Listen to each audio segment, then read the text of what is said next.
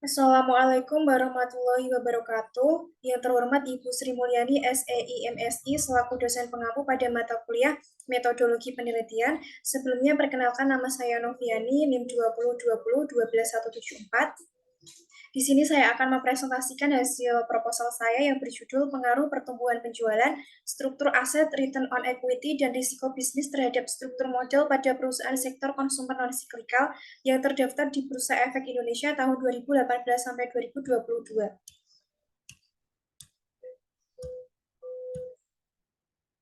Selanjutnya yaitu latar belakang. Suatu perusahaan yang berorientasi laba biasanya mempunyai tujuan untuk mengoptimalkan kesejahteraan para pemegang sahamnya. Perusahaan harus mempertimbangkan sehubungan dengan kebutuhan modal yang tentunya hal ini menjadi masalah penting dalam suatu keputusan pendanaan. Struktur modal menjadi hal penting yang harus diperhatikan. Hal itu dikarenakan apabila struktur modal perusahaan tidak maksimal atau perusahaan tidak bisa menentukan komposisi struktur modal dengan baik, maka perusahaan tersebut bisa mengalami kebangkrutan. Berikut adalah nilai debt to equity ratio pada perusahaan sektor konsumer non-siklikal pada tahun 2018 sampai 2022. Adapun perbedaan penelitian dengan penelitian terdahulu yaitu terdapat penambahan variabel independen, return on equity, dan risiko bisnis untuk objek penelitian pada perusahaan sektor konsumer non-siklikal dengan tahun penelitian 2018 sampai 2022. Adapun rumusan masalah pada penelitian ini yaitu apakah pertumbuhan penjualan, struktur aset, return on equity, dan risiko bisnis berpengaruh terhadap struktur modal. Selanjutnya untuk tujuan penelitian yaitu untuk menganalisis dan mengetahui pengaruh pertumbuhan penjualan, struktur aset, return on equity, dan risiko bisnis terhadap struktur modal. Untuk landasan teori pada penelitian ini menggunakan dua teori, yaitu teori pecking order dan teori trade-off. Selanjutnya adalah kerangka pemikiran teoritis, di mana hipotesis 1 berpengaruh positif pada pertumbuhan penjualan terhadap struktur modal.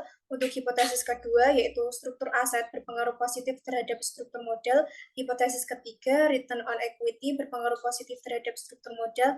Dan hipotesis keempat, risiko bisnis berpengaruh negatif terhadap struktur modal. Selanjutnya yaitu definisi operasional dan pengukuran variabel, di mana variabel dependen yang digunakan pada penelitian ini yaitu struktur modal yang diukur dengan debt to equity ratio atau DER dengan perhitungan total hutang dibagi total ekuitas.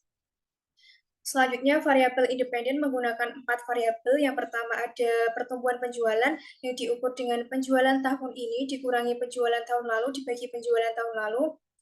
Yang kedua, struktur aset diukur dengan aset tetap dibagi total aset. Yang ketiga ada return on equity, diukur dengan laba bersih setelah pajak dibagi ekuitas. Yang keempat, risiko bisnis diukur dengan EBIT atau laba bersih sebelum pajak dan bunga dibagi ekuitas. Untuk metode penelitian menggunakan jenis penelitian kuantitatif, sumber data yaitu data sekunder berupa laporan tahunan. Populasi penelitian ini adalah seluruh perusahaan sektor konsumer non-siklikal yang terdaftar di BEI tahun 2018 sampai 2022 dengan penentuan sampel teknik purposive sampling. Berikut adalah kriteria sampel yang dipilih dalam penelitian ini.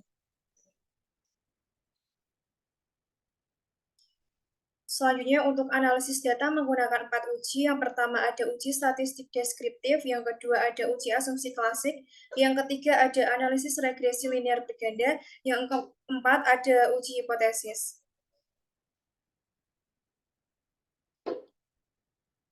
Demikianlah presentasi proposal dari judul yang saya teliti. Kurang lebihnya mohon maaf.